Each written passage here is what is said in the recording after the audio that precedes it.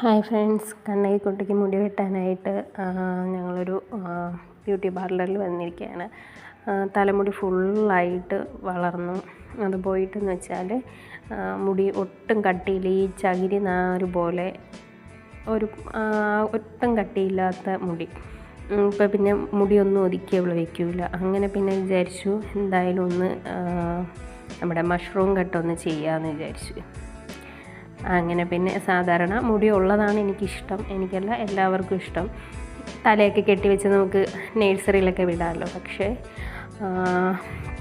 എന്നും മുടിയൊക്കെ കിടക്കുമ്പോൾ വേർത്തിട്ട് എന്നും ജലദോഷവും ഹോസ്പിറ്റലിൽ പോക്കും ഒക്കെ ആയതുകൊണ്ട് ഒന്ന് വെട്ടി നോക്കാമെന്ന് വിചാരിച്ചു.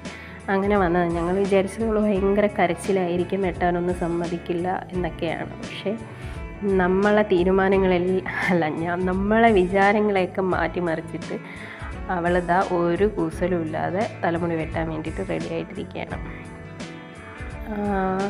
ഒരു കുഴപ്പമില്ല, ഒരു പേടിയോ ഒന്നുമില്ല. ട്രിമ്മർ വെച്ചപ്പോഴെങ്കിലും പേടിക്കുമായിരിക്കും എന്ന് വിചാരിച്ചു, എന്നിട്ടും ഒരു കുഴപ്പമില്ല.